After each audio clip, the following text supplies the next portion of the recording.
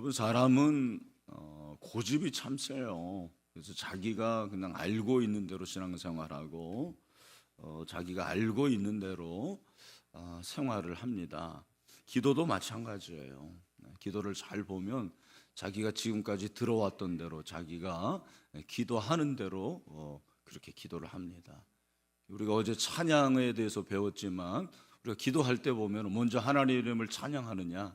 그렇지 않아요. 그냥 자기가 지금까지 기도하는 대로 그렇게 기도를 하는 거죠. 물론 이 네 가지 요소가 다 있어야지 기도가 아니에요.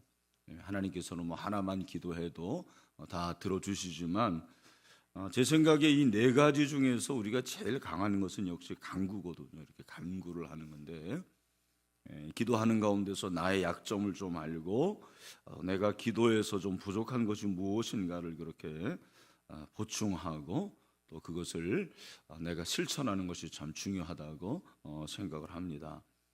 오늘은 기도의 두 번째 요소 회개입니다. 회개. 우리 같이 한번 합시다. 회개.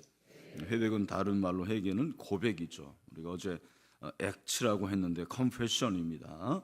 고백이라는 것입니다.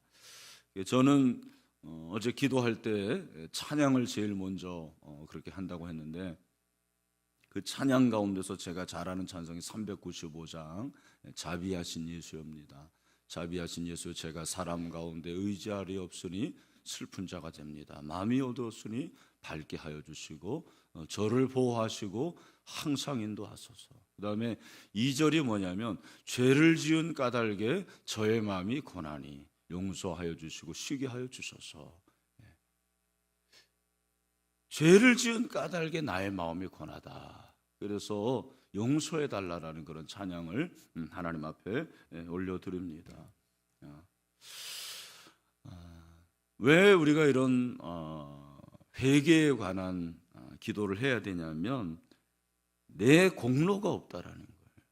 이게 참 중요한 거예요. 우리는 용서를 받기 위해서 회개한다고 생각을 하지만 물론 용서를 받아야죠. 그러나 여러분, 우리는 이미 용서를 받았습니다. 용서를 받았어요. 용서를 받은 우리는 늘 주의 공로를 의지해야 돼요. 내 공로가 아니고 내 의가 아니고 내 뜻이 아닙니다. 우리는 하나님 앞에서 정말 불쌍한 죄인입니다. 오늘 여러분들이 이제 한 하루 동안 다윗의 자손 예수여 나를 불쌍히 여기소서 하는 이 가나안 여인의 기도의 말씀을 붙잡고 하루를 살아가야 되는데, 기도가 회개가 있어야 된다라는 것은 바로 그거예요. 나를 불쌍히 여기소서. 나는 뭡니까? 죄인입니다. 나는 죄인입니다. 모든 인간은 죄인입니다. 중요한 것은 죄를 지은 후인데, 죄를 지은 후에는 두 가지가 필요합니다. 고백과 하나는 뭘까요? 거부예요. 거부. 고백과 거부. 우리가 내가 죄인이라는 것을 고백해야 되고, 그리고 이제는 그 죄에 대해서 자꾸 거절을 해야 돼요. 거절하고 거부를 해야 됩니다. 로마서 3장 10절 말씀 우리 같이 한번 읽어볼까요? 시작. 기록된 바 의인은 없나니 하나도 없다. 여러분, 기독교만 있는 중요한 것 중에 하나가 저는 이 죄라는 것이라고 생각을 하고, 그리고 기도에 있어서도 마찬가지입니다. 기독교만이 가지고 있는 기도의 중요한 것이 저는 회개라고 생각을 합니다. 제가 불교에 대해서 뭐 잘은 모르지만 이렇게 중학교 때 배운 걸 생각해 보면은 죄라는 것을 들어본 적이 없어요. 그리고 죄라는 것에 대해서 생각을 하지 않습니다. 그러면서 이제 명상을 하라 그러는 거고, 자꾸 뭐를 이제 내려놓으라는 것입니다. 그죠? 여러분, 불교에서도 간구가 있고 불교도 감사하고 불교도 찬양을 합니다. 우리 기독교의 영향을 받아가지고 찬불가라는 게 있어요. 찬불가. 찬양을 해요. 그 사람들도 노래죠. 뭐 우리가 말하는 건 아닙니다만. 그리고 뭐 대법회, 그러면 구국 대법회다 그러면은 그 사람들도 나라를 생각한다고요. 그러나 그들에게 없는 게 있는데 뭐냐면 뭐가 없어요? 회개가 없어요. 회개가 없다라는 것입니다. 기록된 바 의인은 없나니 하나도 없다. 그러므로 우리가 회개해야 되는 거죠. 주의 공로 의지해서 주께 나오기만 하면 우리 주님은 용서해 줄 줄로 믿습니다. 춘회 선교단이라는 걸 혹시 김영희 목사님을 들어봤는지 모르겠는데 그 김영희 목사님 선교사죠. 선교사 그 춘회 선교단에서 발행하는 잡지가 그날을 기다리며라는 그 잡지인데 저는 신청도 안 했는데 오더라고요 보니까. 그래서 제가 뭐 요즘은 시간이 없어서 잘 못 읽는데 제가 가끔 이렇게 읽어보는데 그 잡지 중에 한 코너가 그 순회 선교단에서 유명한 게 복음 학교거든요. 그 복음 학교에 가서 이제 많은 사람들이 가서 회개를 해요. 회개를 하고 그 회개한 내용을 익명으로 이제 자기가 이제 회개문 그거 쓴 거를 뭐 간증식으로 한 거를 게재를 합니다. 근데 제가 읽어보면서 느끼는 거는요. 이야 정말 놀랍구나. 뭐가 놀라운지 아십니까? 인간이 이렇게 죄인이구나. 우리 애들이 이 표현 좀 쓰지 말라고 그러는데 쓰레기 같다라는 거. 정말 쓰레기 같아요 인간이. 다 익명인데 거기 다 목사예요. 막 전도사 이런 사람들인데 어렸을 때 얼마나 죄를 그 치명적인 죄, 은밀한 죄가 많은지 몰라요. 근데 여러분 그게 그 사람만의 얘기입니까? 이건희 목사는 아닐까요? 여러분은 아닐까요? 여러분 은밀한 죄가 얼마나 많습니까? 나만 아는지 하나님만 아는지. 이걸 여러분들이 얼마나 회개했습니까? 우리가 그런 은밀한 죄가 아니어도 나만 아는 죄뿐만 아니라 뭐 다른 사람도 알고 있는 죄 그리고 우리가 일상에서 짓는 그런 죄악들이 있습니다. 작은 죄악. 근데 크나 작으나 여러분 죄는 용서받아야 됩니다. 용서받아야 돼요. 중요한 것이 무엇이냐면 죄를 지은 후에 우리의 자세인데 죄를 지은 후에 첫 번째 자세가 뭐냐면 고백이에요. 고백. 회개의 기도라는 것은 자신이 죄인임을 인정하고 고백하는 것입니다. 인정과 고백이 같이 가는 것입니다. 여러분 오늘 시편 51편 3절을 보니까 무릇 나는 내 죄가를 아오니 내 죄가 항상 내 앞에 있나이다. 여러분이 잘 아시는 대로 다윗의 회개의 기도죠. 다윗은 여러분이 아시는 대로 성군입니다. 성군. 그리고 하나님의 마음에 합한 사람이에요. 다윗처럼 그렇게 신앙이 좋은 사람이 어디 있습니까? 그런 다윗이지만 그에게도 정말 치명적인 죄악이 있잖아요. 여러분이 아시는 대로 밧세바를 범한 죄죠. 우리아의 아내를 범했습니다. 하나님께서 나단 선지자를 보내셔가지고 그에게 죄를 촉구하게 하십니다. 그러자 다윗이 뭐라고 합니까? 사무엘하 12장 13절 말씀에 다윗이 자기의 죄를 인정하고 자기의 죄를 고백하는 거예요. 우리 사무엘하 12장 13절 같이 한번 읽어볼까요? 시작. 다윗이 나단에게 이르되 내가 여호와께 죄를 범하였느니라 하매 나단이 다윗에게 말하되 여호와께서 당신의 죄를 사하셨나니 당신이 죽지 아니하리. 여러분 이상하지 않습니까? 이거 뭐 1초도 안 걸리는 것 같아요. 그냥 당신이 이런 죄를 지었습니다라고 말하지도 않아요. 나단이 여러분이 아시는 대로 비유를 통해 가지고 얘기하는데 다윗이 딱 저 얘기가 내 얘기구나. 여러분 인간은 죄를 지었기 때문에 다 양심이라는 게 있어요. 근데 그 얘기를 듣자마자 뭐라고 말하냐면 내가 여호와께 죄를 범하였다. 인정이죠, 인정. 고백이죠. 근데 그 얘기가 끝나자마자 여기는 뭐 얼마 후라는 얘기는 없어요. 그러나 바로 나단이 다윗에게 당신의 죄가 사해졌다. 여러분 이상하지 않습니까 이게?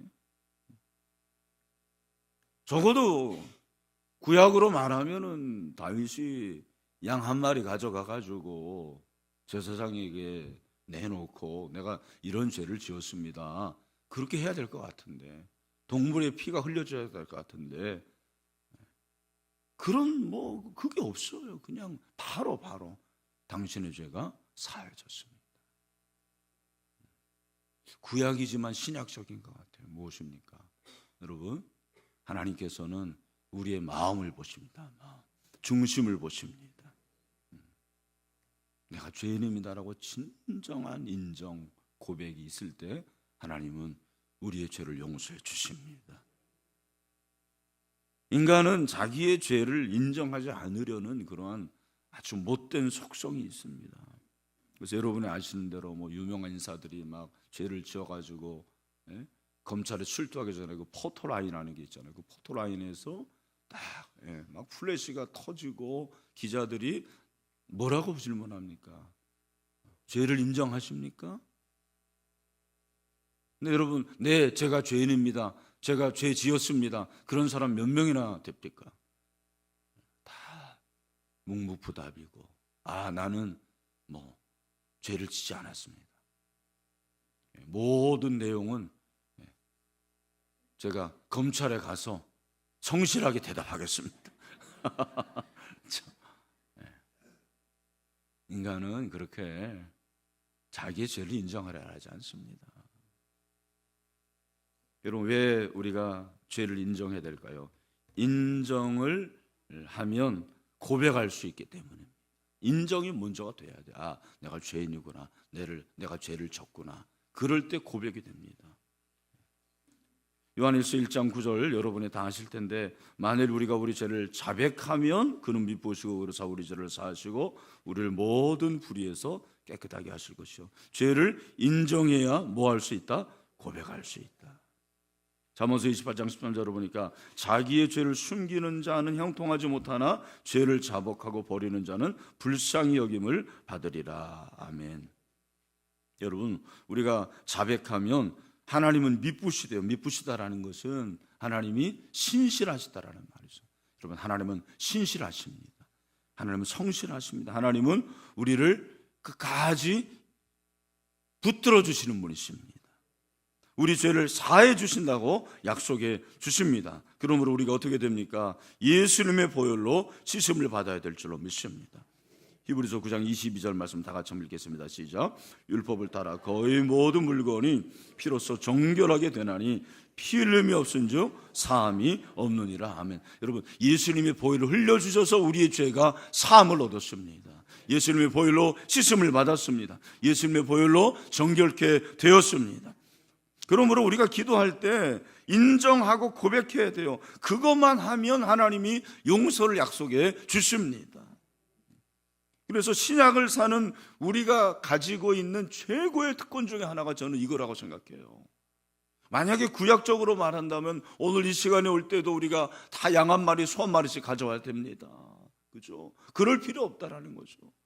우리가 캐톨릭에서 구교에서 신교가 나왔는데, 저는 이 개혁교회가 가지고 있는 정말 놀라운 능력이 바로 그거 같아요. 우리가 하나님 앞에 직접 나아가서 회개하면 하나님께서 용서를 약속해 주십니다. 여러분이 저에게, 목사에게 그 죄를 다 얘기할 필요가 없어요. 여러분이 아시는 대로 구교에서는 고해성사라는 게 있지 않습니까? 신부에게 고해잖아요. 그것도 사실 심리적으로는 저는 장점이 있긴 있다고 생각을 해요. 뭔가 그냥 하나님 모이지 않으니까 그거보다는 누군가에 얘기하면 그것이 시원한 면은 있어요. 그러나 성경이 말하는 건 누구에게 말할 필요가 없는 거예요. 그냥 하나님께 나오면 돼요.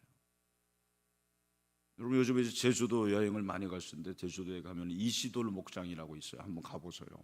우리 작년에 우리 제자반 그 졸업 여행을 갔는데, 그 이시돌 목장에 보면은 그 유명한 게 이제 그 이시돌이라는 신부가 얼마 전에 돌아가셨어요. 혹시 뉴스를 보신 분이 있는지 모르겠는데, 그 4.3 폭동 이후에 제주도가 정말 못 살았거든요.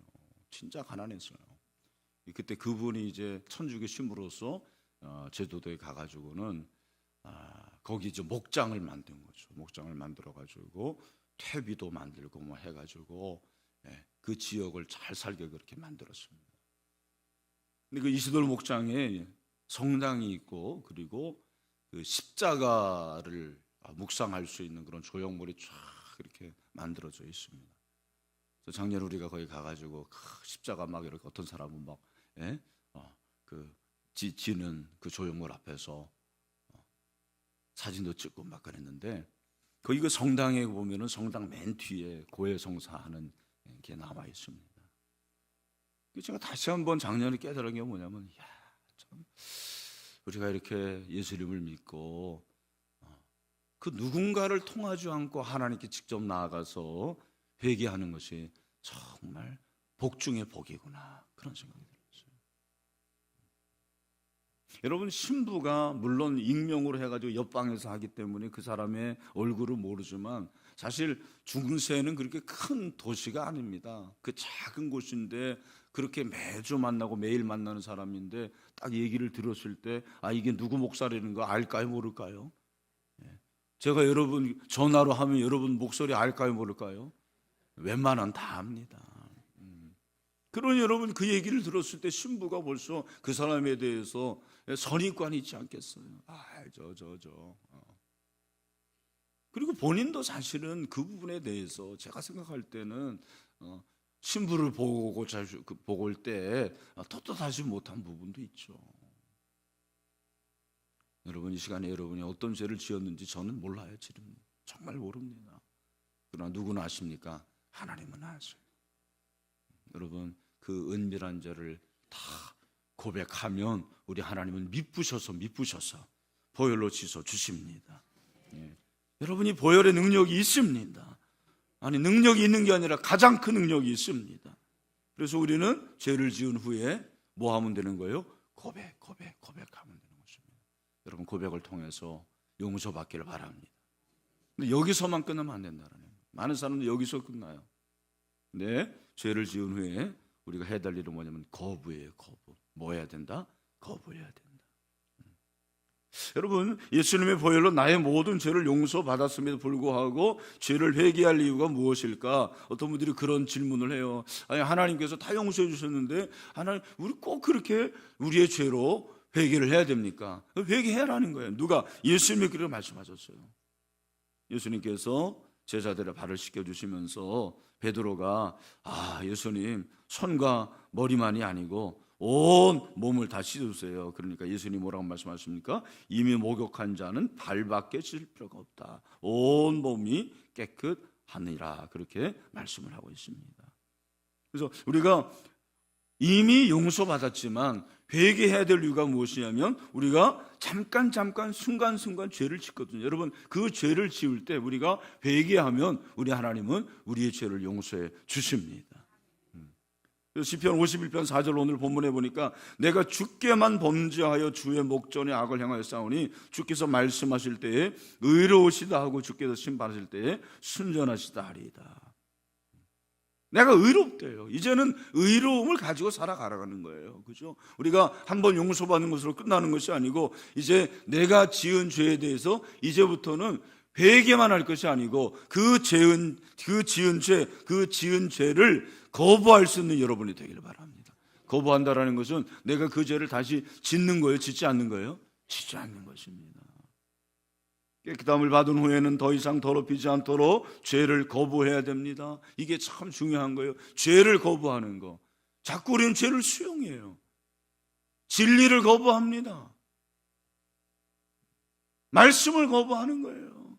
죄를 짓는 이유가 거기에 있습니다.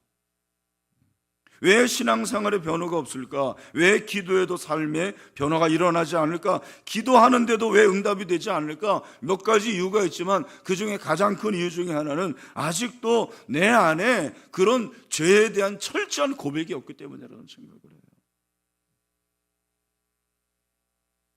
그러니까 기도해도 응답이 안 되는 사람들은 천국 퀘스천이에요. 저도 계속 말씀드리잖아요. 근데 오늘 이 측면에서 볼 때 내가 과연 나의 죄에 대한 철저한 고백이 있는가, 그리고 철저한 거부가 있는가라는 걸 생각해 보셔야 돼요. 그러니까 죄를 회개하지 않고 그냥 하나님께 간구하는 모습만 우리는 생각하는 거죠. 근데 하나님 우리의 중심을 보신다고 그랬잖아요. 그러니까 고백하고 회개하지 않는 기도는 얄팍한 기도가 될 수가 있는 거예요. 이 기도는 굉장히 천박한 기도가 될 수가 있는 거예요.